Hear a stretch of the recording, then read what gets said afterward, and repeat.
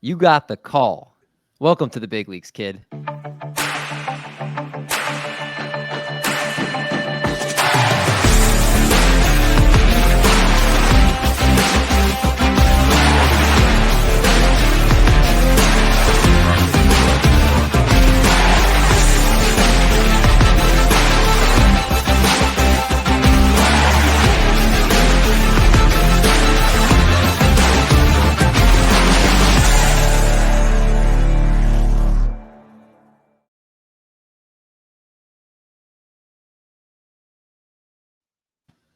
What's going on, everyone? Welcome back to the Call Up, presented by Triple Play Fantasy.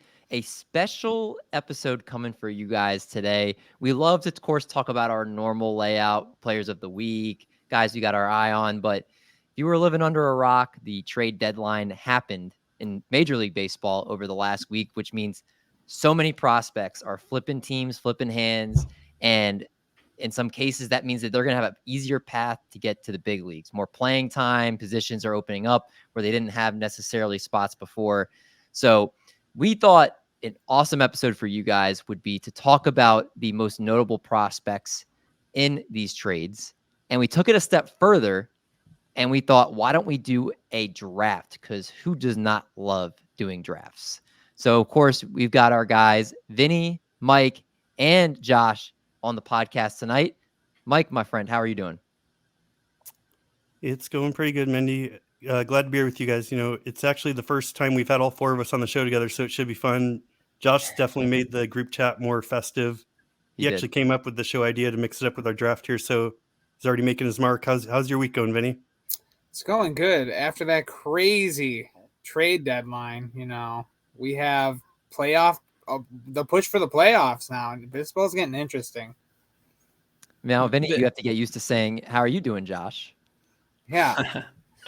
Well, I guess in short time here, I will be starting off the chain reaction. But Vinny, was that sarcastic when you said it was a crazy deadline, or did you genuinely mean it? No, it was pretty wild. At one point, I thought anyone could be traded, but yeah, just there's a couple guys that got traded, but we'll talk about pretty soon. That is pretty mind blowing. Well, go ahead, Josh. I was say I'm looking forward to it. From my perspective, of course, solely from what the Red Sox were doing, it was a very uneventful, nothing happened, boring deadline. So it's good. It's good to get some counter perspectives here. You mean Luis Urias wasn't good enough for you? Oh, well, no, he was the move of the deadline, but that was the only trade we made. I would have liked a couple more. In all fairness, I think Vinny's pretty deep into all the stuff, watching like everything unfold, all the rumors and everything. So it probably feels pretty crazy. Like you're going through a roller coaster ride of things that don't happen and might happen and do happen.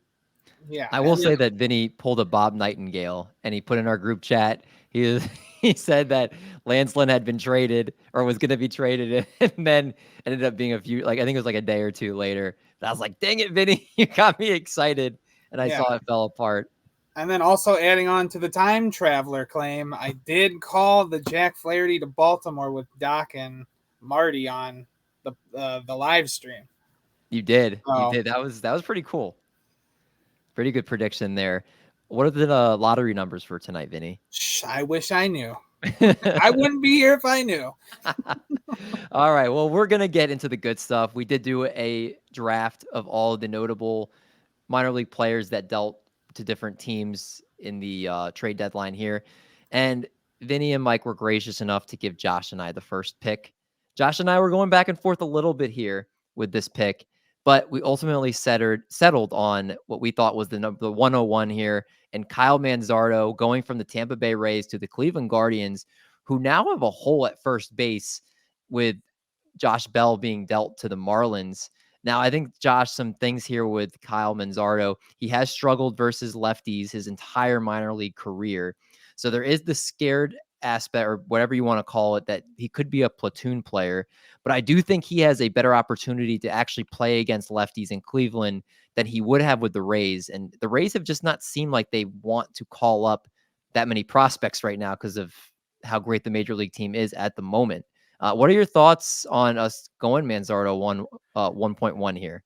Yeah, absolutely. I think the platoon risk is greatly decreased now that he's out of Tampa Bay, who loves to platoon their players. I don't know if there's the same risk in Cleveland. I will say, though, but before I get into my thoughts on Manzardo, you said a couple things there that I'm not sure I agree with, and I have to just get it on the record. The first thing is you said that they graciously gave us the first pick. I was horrified to have the first pick.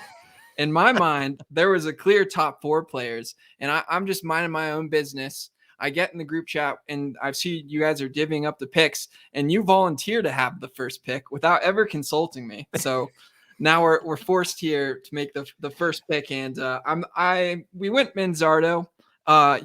We say we. It was really you went Manzardo, and I allowed it. I have some concerns for sure. I think the first concern is just who traded him away, the Tampa Bay Rays. That makes me nervous. They win a lot of trades. They also traded Joe Ryan for Nelson Cruz. That is true. They have not made, and not all of their trades are hits, but they have a pretty high hit rate, and that's kind of a joke reason. I'm not serious really about that. But I wanted to read. I pulled up a scouting report for Manzardo. I just wanted to read real quick. It says, Manzardo's stance and left-handed swing are simple and well-timed. He is a pure hitter who presents pitchers with a puzzle. He rarely swings and misses at pitches in the zone, and he knows the zone well enough to rarely swing at pitches off the plate. All great, but then we get to this comment. Manzardo doesn't hit the ball exceptionally hard, 88 mile per hour average exit velocity, but he knows how to yank the ball over the fence, and he peppers the gaps with a swing that can drive the ball to all fields. Manzardo posts high batting averages despite the fact that he's a bottom-of-the-scale runner who gets no infield hits. Manzardo was much better at home than on the road in 2022, and his Bowling Green and Montgomery home parks might have boosted his power output. Despite his lack of foot speed, Manzardo is a competent first baseman with good hands and an average arm. He handles what he gets to with few issues, but his range is limited. What I want to highlight here, I'm concerned of this idea that Manzardo at a position in fantasy where we expect power is not necessarily a power bat. Now, he's going to hit more home runs than some other positions, but when looking at him from the viewpoint of him being a first base, he's going to hit less home runs than you are traditionally going to be relying on with that position. And so when we look at it that way, I think that Manzardo might be a one-tool player. And when we're looking at his performance this year, he's hitting only 238. So is he even one-tool player? He might be a zero-tool player. And man. I was trying to find some player comps for him, and the comp I came up with, and I'm inviting anyone here to tell me I'm wrong. My player comp for him was Joey Meneses, who is 180th on the Razzball player rater. He's hitting 280. He's got 8 home runs. I expect Manzardo to hit more home runs than that. And he's got 0 stolen bases. I think, but if you look at the average output, the less than ideal power output, and the fact that he's now on a bad offense in Cleveland, Cleveland's offense is worse than Washington's offense. I want someone to tell me that Manzardo was the right pick here, and he wasn't. He's not Joey Meneses. What if he's James Loney? I think I'll throw something in there. I think I can't really disagree with a lot of stuff you're saying, but you're looking at only this season and the worst case outcome. I mean, he was basically the guy who profiled the most, like his name's the Royals first baseman last year. Not Vinny Pasquantino. Yeah, and I think he doesn't have as much power as him, but it's like a mix. If he works out, he's a mix of Pasquantino, best case outcome, like a Freddie Freeman type of guy. Yeah, because he's got 20 plus. He's not a huge slugger, but he's got that 300 plus average. Big minus the steals, right? Freddie Freeman stealing minus steals. Freeman without, it's like a 85% Freddie Freeman minus steals. Yeah, that would be a great player at first base. Yeah, I would say Manzardo probably as a floor is similar to like a Logan Morrison. I'm bringing up a name from the past. I think we're still waiting for the power. Like, we have seen the Guardians really fail when it comes to especially first base prospects, like of recent, like John Kenzie Noel comes to mind. But he didn't have the same kind of hit tool that Manzardo possesses. You know, Manzardo also was dealing with injuries early this season. He's, trickling back to play. I think it's probably going to be it's going to be a long road, especially this season. But I think if we're looking towards probably middle next season, end of next season, to start seeing a return from Manzardo. So I do want to say, I say all that because I am now making it my sole goal to tear down everyone's picks for the remainder of the draft while pumping up our own. So I'm just showing that I can do it both ways. But I think really we had to go Manzardo 1-1. yeah, I mean, he could be a James Loney. I want you guys to acknowledge James Loney, a No, I think 284 he's going to be better than James Loney. in a 284 career batting average, 108 Fair home enough. runs. More power than James Loney. What's Freddie Freeman's career average? Gotta be around 300. I'm sure it's higher than that. He'll be better than Matt Mervis. That's all it matters. Basically, we just got Freddie Freeman and maybe the closest proximity pick in the draft. I guess we should say we removed anyone who's already in the majors. So Canzone won't be picked. I think he probably would have been picked towards the end of the draft. And unfortunately, also Luis Arias was not picked. He would have been the 101. Yeah, he would have.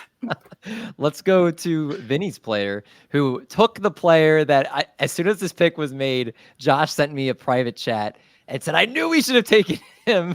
And that was Luisangel Acuna, the brother of Ronald Acuna, 21 years of age right now in AA, and over 300 batting average, 7 homers, but 42 stolen bases. The power is definitely not there like his older brother, but he's got speed and he's got a lot of tools, Vinny. Yeah. This move was really eye-popping because I think this solidifies the future of Roni Mauricio. They went out and got themselves their future shortstop. Besides the power, if Angel eventually gets into at least average power, he has the potential for 5 tools. He has speed. He has the hit tool. He has the arm. He has the glove. It's the power that we're waiting for. Like, if we're talking about just a bat in that organization that they got, like, he might honestly be the best hit tool in that organization now. Like, it's going to be a tie between him and Gilbert. But if we're talking about, they moved Max Scherzer, who has had a horrendous year with them and has been having fallout with the front office for a easy top 30 prospect in baseball, and potentially he could, end up being their franchise player. Like, this puts a lot of smoke, not only behind Mauricio, but this is going to put some smoke behind, why can't I think of his name? Lindor. Like, now he has to watch his back for this, because I wouldn't be surprised, if he's played at AA all year this year. I would not be surprised if we saw Acuna sometime this year in AAA, knocking on the door maybe next year too. So, maybe it's time to start getting out of some of your Mauricio shares. I know the stock has really fallen in the past couple months, but it's going to turn into a real mess there in the infield for the Mets going forward. Yeah, it definitely, it wasn't, the Mets selling in general was very interesting. And like you said, Mauricio, they're having him work in left field. So it does open a path for him to eventually get there. Are you surprised, Vinny, that they were able to get him in terms of just with the whole situation with Max Scherzer, that they were able to pluck a prospect like him? Not really, because how much money that, they had to either eat or give to another team. You were expecting at least a top 10 prospect. But for it being Angel Acuna, I think it's a little shocking, because it does give us, an answer to the whole Roni Mauricio thing. And then to double down on that, they called up players before the deadline to stay at their hotel in Kansas City, and Roni Mauricio was not one of them. So they made it very clear that they do not want him, in the future plans right now. Or maybe they're trying to hold his rookie eligibility for next year and bring him up at the end of August. I don't know. I feel like, because he started off the year very hot too, and that lineup really needed an impactful bat, and they just didn't give him a chance. I don't know. It'll be something to watch, especially going into next season. I doubt we see him in the Arizona Fall League. We might this year. If we see him in the Fall League and he starts playing left field, I think that's probably going to be the telltale sign that he's going to be probably an option next year. But very interesting move, I will say. Vinny, I have some questions for you. I promise I don't have this many thoughts for everyone's picks, but specifically these first few picks, I really got to make sure the audience understands that we won the draft. So so first you mentioned Lindor. What do you think they're going to do with Lindor? Lindor signed through 2031. I don't know. After the Mets moving Scherzer and Verlander at the deadline, I don't think anyone's safe there anymore. Like there's already 2031, and there's Jeff already McNeil's 2027. I know there's already rumors that they might move Alonso in the offseason. So I don't see anyone safe on that roster, maybe besides like Brett Beatty and Francisco Alvarez. Like it sounds like they want to go into a rebuild mode and aim for 2025. You know, in Vinny's defense, I think Acuna profiles better as second baseman anyways, so I would expect him to take over at second base if they still have Lindor at short at that time. Yeah, and like I said, he's athletic enough that I would not be surprised even if they did give him run at shortstop. Like the tools that he possesses is going to prioritize his spot in the lineup. Now, Mendy did give away some of my my true feelings about Acuna here, giving away my DM that I knew we should have picked him at 1. But I just want to throw out there, would we be picking him this high if he had a different last name? If it was Luis. Not at this point. We talked a little bit about this. He's proven it at this point. I mean, the 42 steals this year. He's up in Double-A. He's been young. He's been productive at each level. You know, just like Vinny said, hasn't got to the power, but I don't think that was ever a big part of his profile. 12 to 15 home runs, maybe up to 20 if he muscles up a little bit. But the steals are real, and the OBP and average will be good. You are a competitor with Vinny here. What is this? I'm just talking about the players. I don't really see this as. Oh my goodness! All right, well, let's stay with you because you had back-to-back picks here, starting with Drew Gilbert, who the other one I was considering personally at the 101 with the New York Mets now. Outfielder, 22 years of age, and between two levels this season has hit 274, 363, 458, 12 home runs, and 10 steals. All the numbers across the board, very impressive here. Talk to us first about Drew Gilbert and what the Mets are getting. Yeah, so as far as this particular draft goes, this was the easiest pick I made. I wasn't sure which direction Vinny would end up going. I thought there was a decent chance I'd end up with Acuna, but Josh mentioned top 4. For me, it was top 3 that were in their own tier in this. And I've talked about Gilbert once or twice already this season, so I won't go super deep, but he's listed with an average hit tool, above average raw power, and plus speed. As far as I'm concerned, the hit tool is underrated since coming out of college. His 11% walk rate and 18.7 K percentage through 2 levels this year suggests he's above average to me. He's even reduced his K percentage down to 17% since his promotion to Double-A. So, I mean, if you agree with this, you're looking at above average to plus across the board, which always is appealing to me. His critics might point out to the noticeable decline in production between high A and Double-A, and I can't argue with that. It definitely happened, but the level jump's often the most difficult in the minors. It's not uncommon for players to take some time to adjust. I'd be more concerned if he had started the season there and struggled, but this is the second level. I mean, I think it's safe to say if Gilbert had transitioned more smoothly to Double-A, he'd be sitting in the same range as players like Evan Carter and Pete Crow Armstrong on prospect lists. I'm a pretty firm believer in him still. If anything, I see this as a buy low window. A lot of dynasty managers want that quick, smooth transition through each level, but that's not really how most prospects work. It's pretty rare to see like Jackson Holiday cruise through each level like he's too advanced. I think Gilbert's got a fantasy-friendly skill set. I think the Mets did a nice job landing him in the Verlander deal. Our boy Josh may suggest the other prospect they landed in the deal is actually the headliner, but I think Gilbert's ability to steal bases will ultimately make him more coveted for like roto leagues. And I think we see Gilbert sometime in like mid-season next year. He might begin next year at Double-A again too, but if that happens, I expect him to crush the level like he did in high A this year and be up in Triple-A quick. He's still a borderline, top 50 prospect for me today. So it's interesting. Drew Gilbert, do you think because the Mets outfield problems that he would have an easier path now to get to the big leagues, the fact that they don't have as much stability? Yeah, I think that always makes sense. I think Houston's clearly a better organization. They do have spots in the outfield for a player like Gilbert, but I think it'll be easier. I think he's definitely going to slide in as their right fielder long term. Mm-hmm. Well, then you had a second pick here to make, Vinny, and you took Jake. I'm assuming it's Eder. Yes, Jake Eder, the heater. the way he throws heat on that mound. Left-handed pitcher going to the Chicago White Sox here, 24 years of age. And between two levels this season has a 4.12 ERA, 135 whip, 28.1% K rate here. Mike, so obviously the White Sox need help in a big way, and they're kind of starting a mini rebuild here.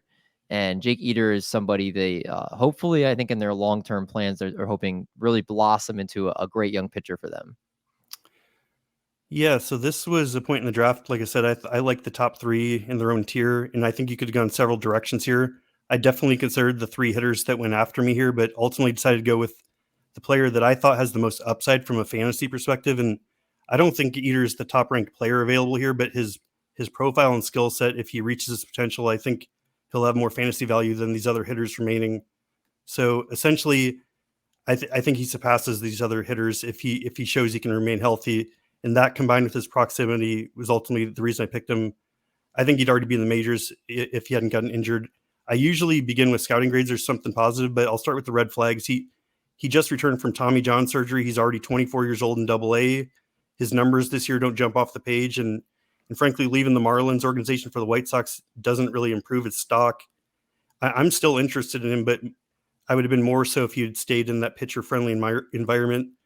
The White Sox haven't exactly developed a ton of consistent arms, so there's some reasons to be wary. But if you're someone who like already has the like there's no such thing as a pitching prospect mindset, like someone like Eder probably won't appeal to you. But if you go back to like 2021 and you could see what the possibilities could be that season before getting injured, he'd already dominated Double-A at age 22. He had a 1.77 ERA, 34% strikeout rate. Batters were hitting 168 against him. I mean, he was one of the best pitching prospects in the minors that season. And I know we can't overlook the injury and passing of time, but there's a lot to like here if he can remain healthy. Pitchers getting injured is part of the game. So it's not just him that has that risk involved.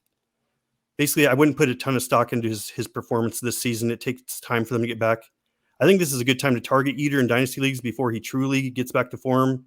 We may not fully see it till next season, but the White Sox aren't shy about promoting prospects. They clearly see him in the rotation at some point next year. He could potentially make the opening day roster considering his age, but an early season call-up definitely in the cards. And the last thing I'll say, for anyone who has doubts, is on his Fangraphs page, it says, I quote, "Nearly back from Tommy John, Eder might be the lefty Spencer Strider." I don't want to put that label on him, but I think that speaks volumes about his potential. Like, this isn't a standard pitcher. He's probably their first pitcher that they're going to call up, him or somebody else that we're going to get to later on in this episode, just because if you look at just the minor league depth chart of just their prospects, they have a lot of guys Double-A, Triple-A, but don't seem to have the same upside that he does. So he's I definitely think he's their best. I would put him as their number 2 prospect behind Colson Montgomery right now, and their top pitching prospect. All right, Demendy, I've got to say you're also working against me here. You're not giving me any time to tear down these picks. I just need a real quick say. I was coming in here. I was planning to ask you if Drew Gilbert's power was going to make him. It was going to be a prominent fantasy. But then, Michael, I saw his face.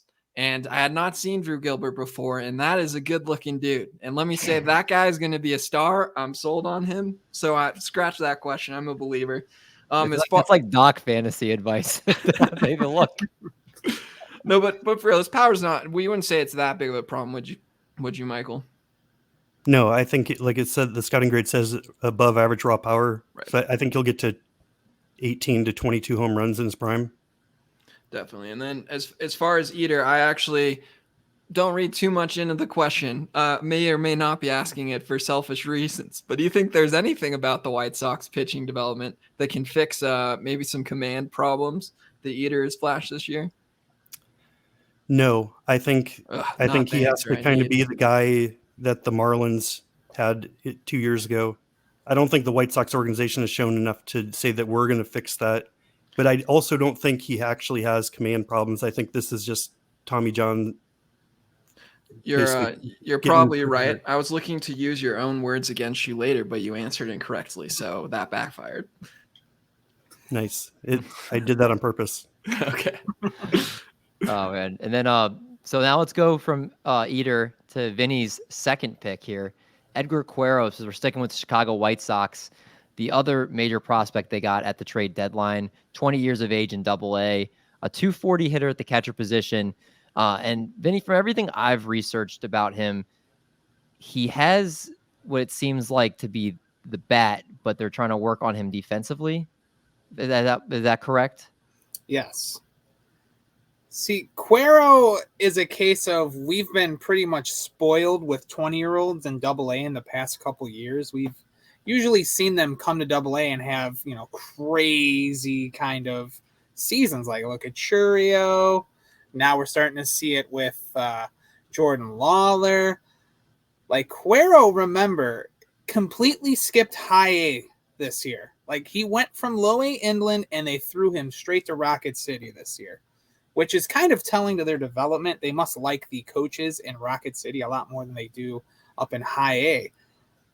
But even for a 20-year-old, he's been holding his own. Like, I know they've been prioritizing his defense because they know the bat's pretty legit. But still, for him to put up solid numbers from just completely skipping a level is pretty eye-popping. I do have some concerns, though. I don't know if the power is going to be more than average. Like, I would have loved to seen a little bit more, juice out of the bat. Like, the current numbers right now are not promising, but, this could be also being uncomfortable at a higher level. Like, 13 doubles and 3 home runs to 47 singles is not really piquing my interest. But looking back to last year's numbers, it tells a different story. He had, nearly 40 doubles and nearly 20 home runs. So it's probably just being uncomfortable at the level. But if we're talking about a cornerstone type of catcher for an organization, Quero fits the bill. Like, he has a plus arm. The receiving skills, they're getting work. I think they could be solid, maybe a little above average. But it's kind of important to look at this from the White Sox perspective. They're starting to mesh all of these young pitchers with Quero at Double-A. You have Christian Mena, now Eder. You're going to have Noah Schultz probably within next year in Double-A, and I expect Quero to probably repeat at Double-A next year. Like, they're starting to build their little core foundation. I would have liked them to at least picked up at least one more big impactful either infield or outfield bat at the deadline. But yeah, we've seen Quero at his best be inside the top 60 prospect wise. So if we're talking about future return from him, I still think he's going to be really good. And we'll have a fast track to help the Chicago White Sox because they need the help offensively and definitely need a cornerstone in their lineup because it's a mess right there now in Chicago. So I'm assuming we'll probably see him sometime next season, I would think, just the way he's progressed. And that will be something to keep an eye on. Josh, I'm going to turn the spotlight over to you because I took the wheel with our first pick and I felt bad. And I said, Josh, it's like when you're playing, I don't know. I don't know what I was going to compare it to, but I felt bad. And I said, Josh, these next 2 picks are yours to do with whatever you would like. And you said, I want to get Ryan Clifford because I feel like he's a steal here. So I'm going to let you talk up Ryan Clifford, who is also another piece going to the New York Mets, a first base outfielder, 20 years of age, hit 291 so far this season, 18 home runs, 61 RBIs, a 222 ISO, just a plain slugger here. Yes, I do. I would like to point out that I mentioned I had a top 4 earlier. Those were Manzardo, Acuna, Gilbert, and Quero. So if we had gone with any other pick here, we would have gotten 2 of the top 4 in my book. But nonetheless, we go to my second tier here, and I'm going to pretend that I have Clifford even higher than Drew Gilbert, as was teased a little earlier. I'm going to lead off. I want to lead it off this way. I'm going to take a little bit of a different approach here, and I'm actually going to read a tweet from Bob Nightingale. Now, if you know Bob Nightingale, if you know the baseball scene, he infamously is the worst at tweeting correct facts. Yes. He is incredible at being wrong. And so there was a special gem of his that came out. It was before we knew the full details of the trade that ended up sending Clifford and Gilbert to the Mets. And this is what it reads. It says the Astros are sending their best prospect to the Mets, outfielder Logan Gilbert, as Feinstein reported, and a fringe prospect. Now, I think there are obviously two things wrong about this tweet, but I want to add there's a third thing wrong. Just to really put the point down here. First off, he calls Drew Gilbert Logan Gilbert. Not the pitcher, Bob. Nice try. We're talking about Drew Gilbert. He then calls Ryan Clifford a fringe prospect, which I think even us, my competitors here, would say is pretty crazy to call this kid a fringe prospect. He is definitely not a fringe prospect. But the third thing I wanted to point out is Bob says they're sending their best prospect, and let's give him the benefit of the doubt here. He meant Drew Gilbert. Their best prospect, Drew Gilbert. Now, in my mind, Bob is always wrong. So if he's calling Drew Gilbert their best prospect, they must have another prospect who is better. And I think, why not Ryan Clifford? Okay, so let's finally get into Clifford here. He was for some people I've seen describe him as of kind of coming out of nowhere this year, but that's not exactly true. He was an 11th round pick for the Astros, but he did get their second highest signing bonus in that draft class. It was in the millions, I believe. It was at least well over $1 million. And I think often that will tell you more about a player than where they were drafted when you're looking at the MLB draft. So he does come with some pedigree there. In the Astros' mind, they took him in the 11th, but they gave him their second largest signing bonus. And then if you start getting into his actual numbers, and this kid, in my mind, he doesn't have the speed that Gilbert has, but he has what I call the fantasy trifecta when I'm looking for who's going to be a valuable hitter for my team. And that is, he has above average bat to ball skills. He has an above average approach, and he has absolutely elite power. At least he's shown elite power this year.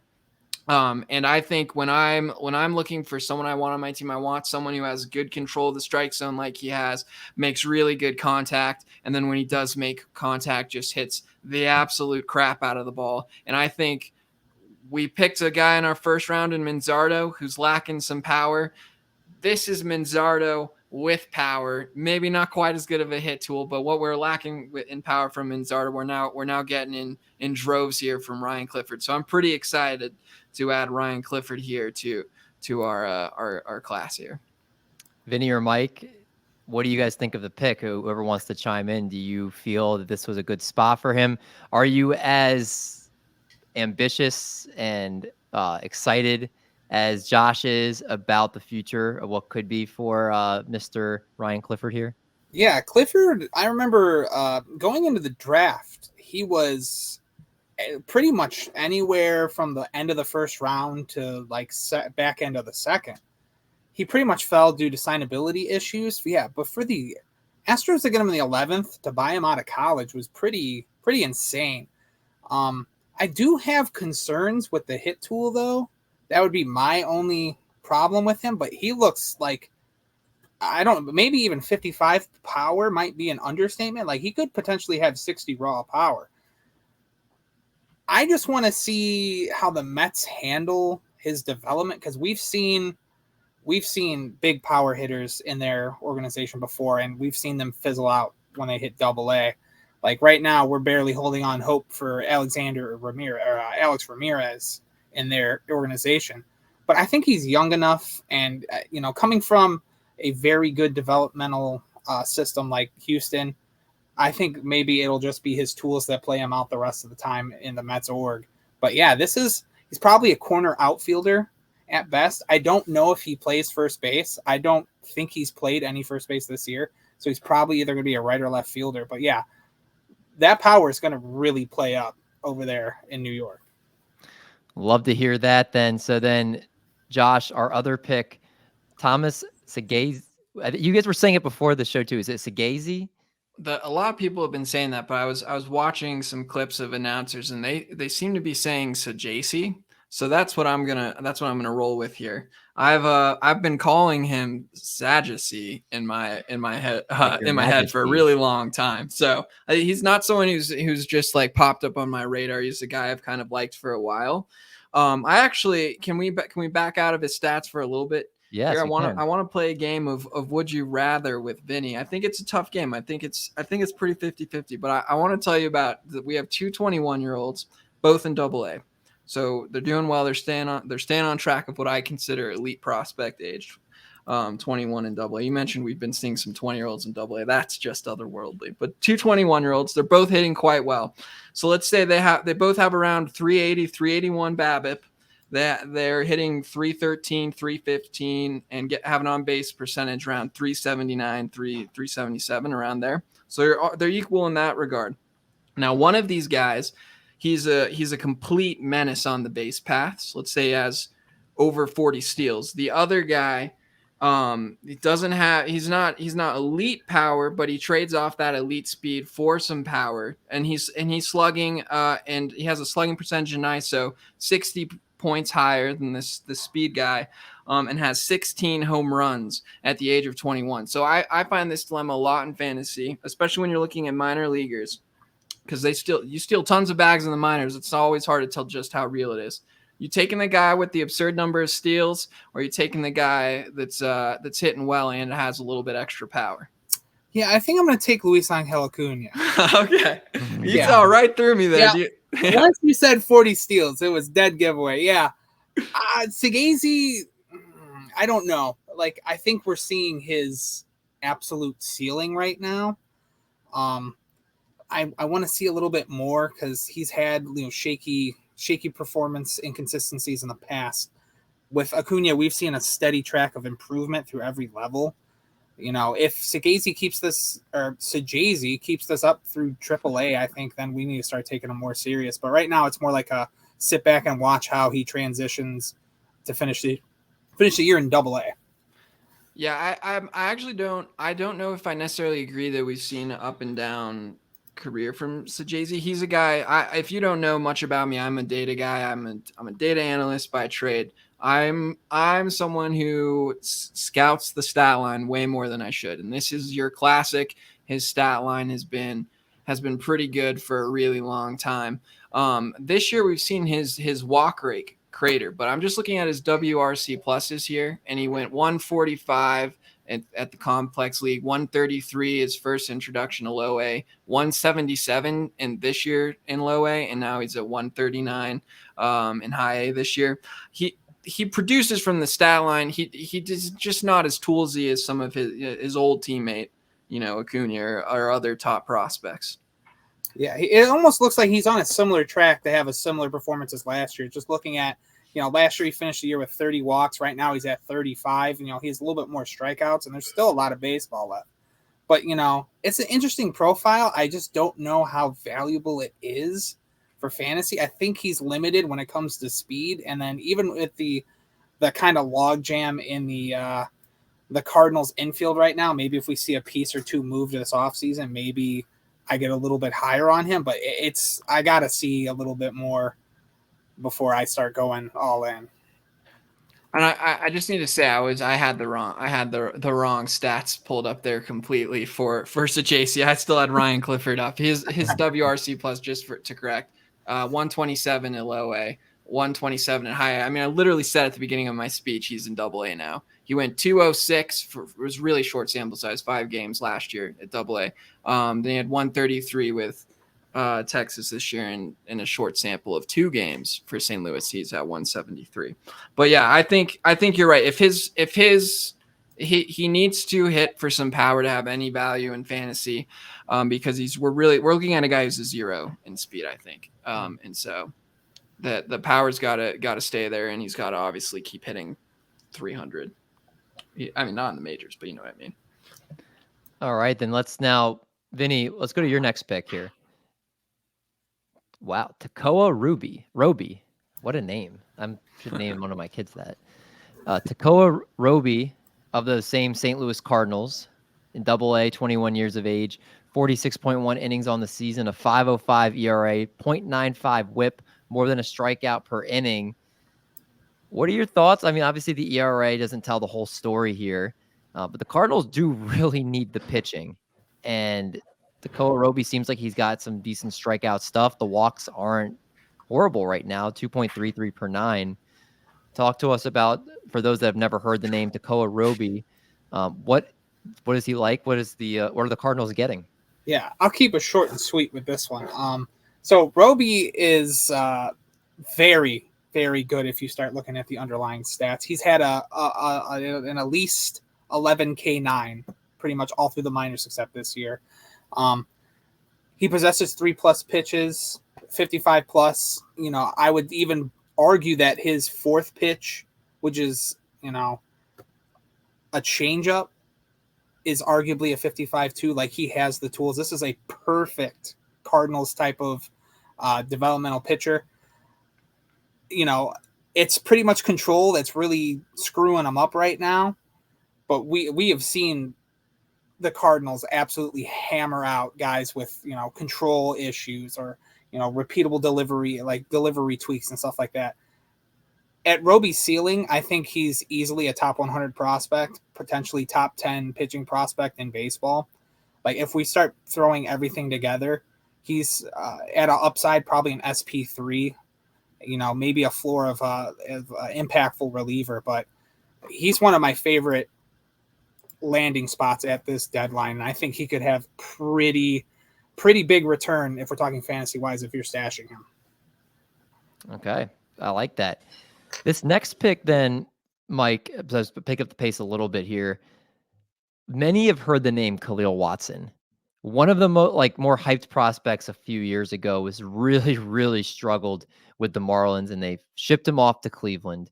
They also shipped off, the Guardians shipped off Ahmed Rosario, who didn't play as much shortstop anymore with Andres Jimenez there, but Watson is a shortstop, has always had power, but has just had problems with the strikeouts his entire minor league career. And on the season, not even the numbers aren't necessarily great. 208 batting average, 337 OBP. He's got 9 homers and 14 steals. That looks good, but the K rate's still nearing 28%.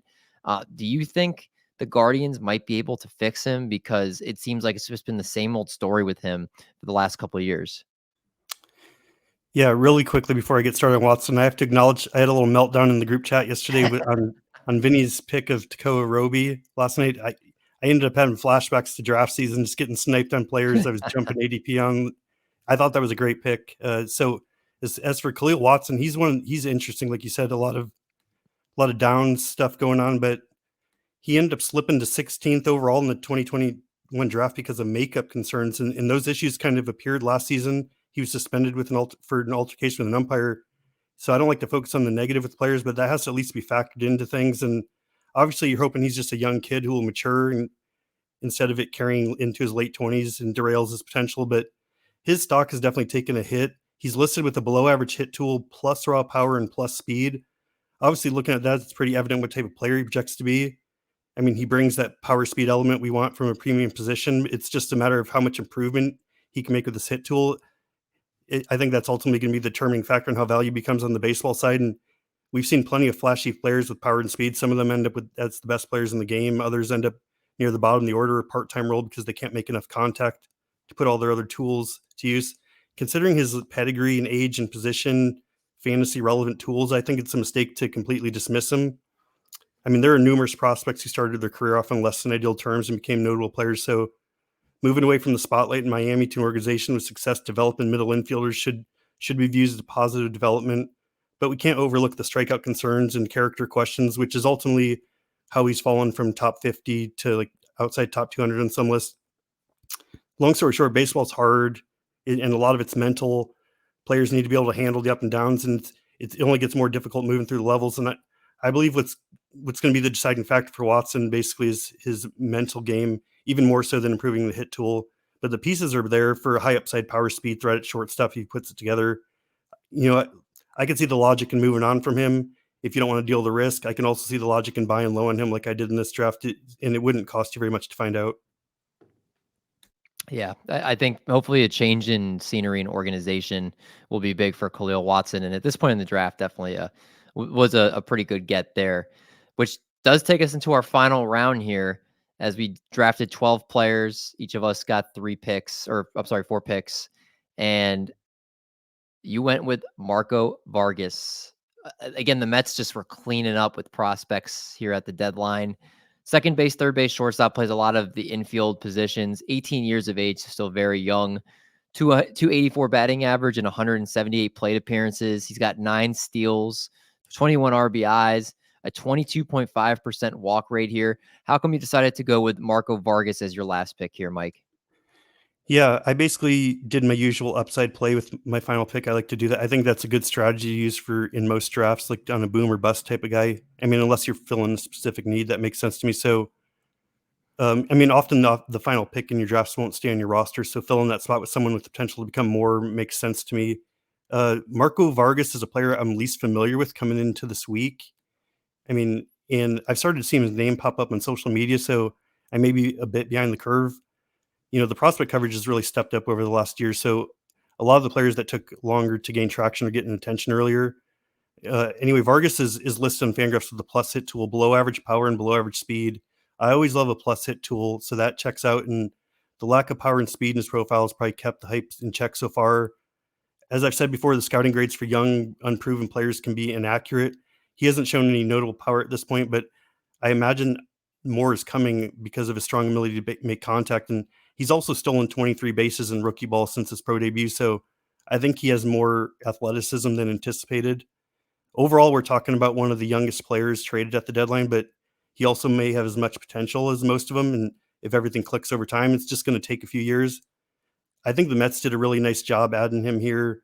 A guy with a 22% walk rate, 12% K rate, and flashing some level of speed. That's a nice combination to get behind in a deeper player. And I suspect some level of power will appear. As I said, the overall player situation kind of reminds me of Jason Ontario, which I discussed last week. Ultimately, there's just a lot of ingredients here if he's able to piece it all together. So Miguel Vargas is my last pick in this. Yeah, I love your high upside plays. It's kind of like making your mark with taking your shot on somebody, and I like the fact that you went Marco Vargas here. And that actually is how many players for the Mets? 1, Ryan Clifford, Drew Gilbert, and Acuna. 4 of the 12 players were New York Mets prospects. Pretty wild. Vinny, your last player didn't even have a picture online. That's how deep we're getting here. With Roni Cabrera going to the Kansas City Royals, 18 years of age as well. So a deep call here. 333 batting average and 40 plate appearances, 38 RBIs. Obviously, the stats very raw here, but I would be shocked if many have heard of Roni Cabrera. So for those that have never heard the name, talk to us about what Roni Cabrera is and what he's bringing to the Royals. Yeah. If you haven't heard of Roni Cabrera, start remembering that name, because we're looking at potentially another DSL monster going into next year. He was the returning piece for Aroldis Chapman from the Rangers. We're looking at a kid 18 in the DSL. He has just between the Rangers and the Royals teams, he has 10 doubles, 4 triples, and 2 home runs. We're looking at least, I would say right now, it is DSL pitching, but if I were to make an assumption, we're looking at a potential 55 power, 55 hit here. It is DSL pitching. I want to reiterate that. I don't want to confirm that it is that yet until maybe we see a little complex. But we're looking at a very advanced hit tool here for an 18-year-old. The body, there's a lot of physical projection in him too. He is 6'1", 175. So we could potentially see him hit another growth spurt, come into spring training next year at like 6'3", 220. Like, there's a lot of projection here. The bat looks like it is already off to a very hot start. And the ground ball rate to line drive rate is very nice right now. The same thing, like, he doesn't strike out a lot, and he does walk a decent clip. This could be a guy that starts getting a lot of hype going into next year, especially this offseason when we start doing deep dives in the DSL. I would keep him on the radar, potentially stash him in Dynasty. All right. Keep that name, Roni Cabrera. Josh, our last pick the winning pick, Mr. That's right. Irrelevant pick, not Nick Nastrini, the Chicago White Sox right-handed pitcher, also ranked as one of their top pitchers now in their organization, 23 years of age in Double-A, a 4.03 ERA, 140 WHIP, 26.1% K rate. We wanted to go big. You said Nastrini might not be there for us with our last pick. He was there, and we snagged him up. So, well, yeah, little did I know we had the last few picks, if this isn't telling who here are the analysts and who are the hosts, I think you guys going way deep with Marco Vargas and Roni Cabrera. I had to laugh. Vinny said something along the lines of, if you haven't heard of Roni Cabrera, and then he filled it in my head, I'm like, then you're probably not. What's your nickname, Vinny? The Time Lord? The Time Traveler. The Time Traveler, Time Lord, Prospectadamus. Like, I got a bunch now.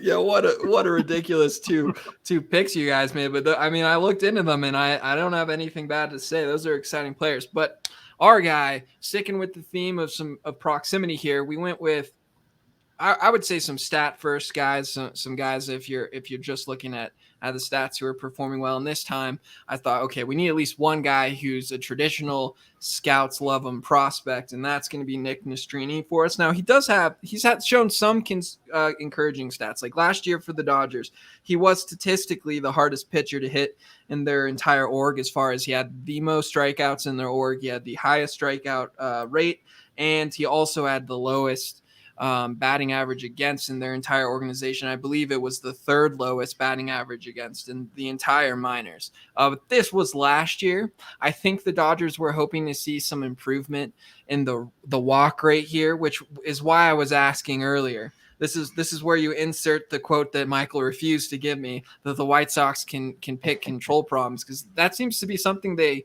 traded for exclusively at the deadline. Almost is a bunch of pitchers with some really good stuff that seem to struggle with control. I think when we were talking about Eder, we can expect that to improve just as he gets further and further away from Tommy John. And this isn't a situation like Tekoah Roby, who also has electric stuff, who's in an organization that is known for fixing pitchers. But he does have 4 average or above offerings. He has a really good fastball, which always I like to see in a pitcher. I feel like that gives him a safe floor. He has a really good slider. Makes me a little nervous he has control problems, because that's very important when it comes to the slider. And then he's got a pretty decent curveball and changeup. So kind of betting on the scouting reports on this kid. It's not unusual to find him ranked already as the top pitching prospect in the White Sox organization. I think I probably agree with Michael. I'd probably have Eder ahead of him, but Nastrini's got some stuff to like as well. Well, we, I think, made up pretty well with this last pick, and somebody that's also going to be on the scene very soon. But that was a fun draft that we did. Again, 12 players here. We obviously could have gone a little deeper, but we felt like these were the 12 that we wanted to bring up on the show. If you guys do have any questions about any of the other prospects that were dealt at the trade deadline, please put them in the comments below if you're watching on YouTube, because both Vinny and Mike, and then even Josh and I will look at those and then give our thoughts as well. And if you guys are enjoying the content, please make sure you like and subscribe to the Triple Play Fantasy YouTube channel, because you'll get notified every single week when this episode drops. Guys, did I forget anything? Any parting words of wisdom for our fellow prospect heads out there? I will say Ryan Clifford just had a 100-mile-per-hour plus home run in high A for the Mets. That's right. Team. Right. Josh, are we team? Super team. Sound off in the comments and let us know how much the super team dominated this draft. Or let us know who you had the best draft. That should be good. I like that. Team Dosh, Team Vinny, or Team Mike. I was trying to see David Dosh. I don't know. Yeah, which team did you guys like the best? And again, we always appreciate you guys tuning in every single week. But for Josh, for Mike, for Vinny, I'm David. We'll catch you guys next week on the call-up.